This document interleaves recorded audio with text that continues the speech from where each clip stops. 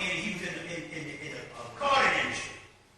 And he later on got into this particular science and became pretty adept with it to the point where his talent is everybody that comes from the other dimension gets in contact with him. Gets in contact with him. Now I used to have the other sister named Kimberly, what I used to call, and they would get in contact with me. And even my queen has had transmission where people would get in contact with her. It was so bad with her until she had to stop going to funerals because she said that she go to a funeral and the people in the funeral and the person that's in the casket is sitting down beside her talking. You know, because what it is they can see the ones who have the ability. So my queen had to stop going to funerals because of that. She told the time when Aaliyah died, that Aaliyah got in contact with her. Aaliyah lived about 3-4 years after they supposedly reported her death. And Leah was one of those experiments where in some Quaker Mutua's tape, it was on an episode of South Park, where they take young people and they take these old people and they put them in the bed and these old men and women can drain the energy from a young person. Well, she was 22, which is the number of Miat. And basically they drained her energy for a couple of years. And so she got in touch with Linda, which was my queen, and was telling her these things. So, but then again, when I heard, I understand these are the things that they do. They can take a young person, there's somebody at the door, and they can take a young person and they can drain their energy through magical practices and stuff like that. There's a whole book on how they can eat people and drain energy. There's a book out. I had a friend in 2000, white boy sent me from upstate New York on how they basically can eat people and get their energy. And so what happened here is when we was in battle, and the Native Americans was in battle, even Africans was in battle. Because that's another thing we keep thinking that they just went in Africa and just took people. No.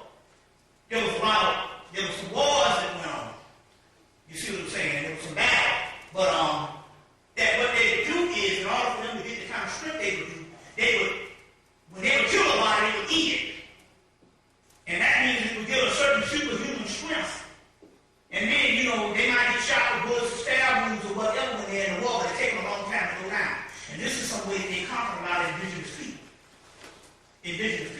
And a lot of those practices and stuff was written in a book, and the book was put out in 2000 or 1999. It's a book called An Age for Lucifer.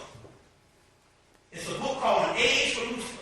Now, this ain't got nothing to do with the mythological devil or nothing like that. This is the practices of the secret societies on how they can devour people and consume people, or how they can go into churches and organizations and they can get into what is called your core center. When a person, basically what happens is you have a center that opens up when you're in music and religious practices. With ritual, you have something that opens up, and it's something like a heart chakra or something. And they can come in and they can get your center or your core. And therefore, you belong to them, find some form of mind control. And that's why you got people that's been in religion a long time, and you give them common sense on a lot of this new stuff, and they just can't seem to break from it. That's because somebody has taken their core center. Well, there's a book. This book is called An Age for Lucifer. And this book goes into all of the stuff on how they do these things. From eating, consuming the body, consuming your mind, and all this type of stuff. So this is basically the secret society that's been doing these things against us. Put out this particular book in 1999 or 2000. So there's a lot of these things, you see what I'm saying. Just give you a heads up on certain things that's going down.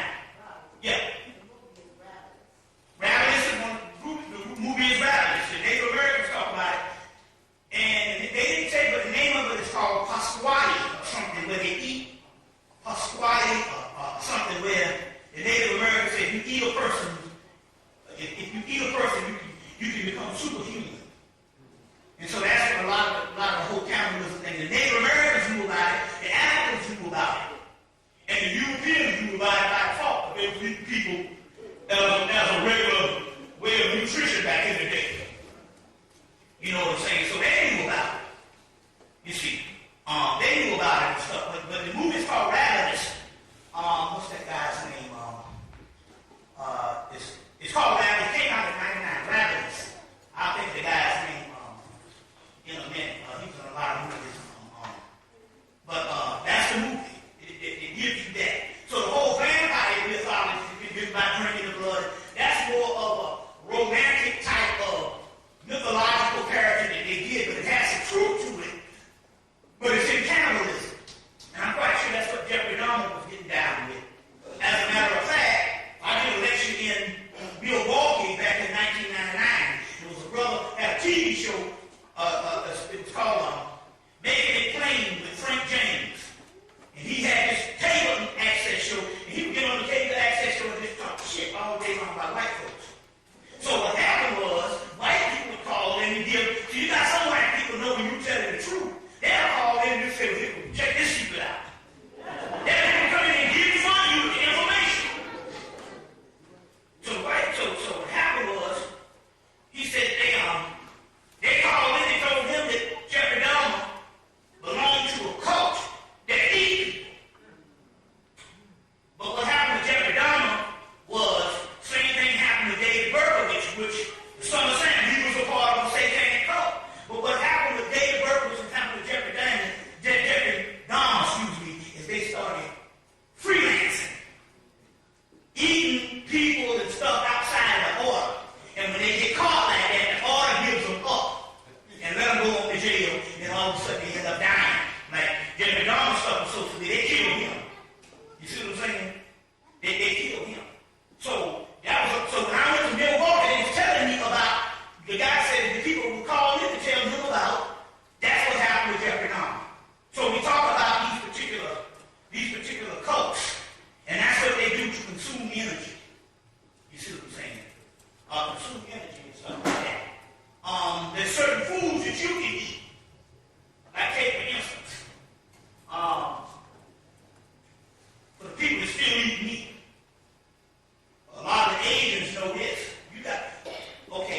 There was papyrus that I showed. It was in a book called Ancient Christian Magic, which they dug up a lot of the Nag Hammadi library and stuff in Egypt. And one of the things is they had actual rituals to heal people through eating chicken. Why do you think when you get sick they give you chicken noodle soup? And why is it that one of the actual messiahs is, the thing, this is crazy. Why is it that one of the messiahs in ancient Egypt, or the Gnostic cult, if I can find it, is a rooster? It's a rooster. I'll find that. Yeah, I'll find it in a minute. So the point I'm trying to make is, they have certain animals you can eat to do that. You see. And so it's interesting here because we do know that the ancient Egyptians, and I know Booker T. Coleman said, said their problems when they started eating meat, but these people were very advanced. I'll tell you this much. If you notice on a lot of papyruses, you will see pheasant. Even when they have the ritual offerings in the Book of the Gates, they will have these pheasants taken and laying on the table with their heads down. One of the things that heals, and the Asians know this, if a chicken can heal, what you think about a water chicken, which is a duck? A duck. A duck has, it's really, anybody ever had duck before? Real greasy, but it's good. The grease from the duck heals. That's what the Asians eat. See what I'm saying?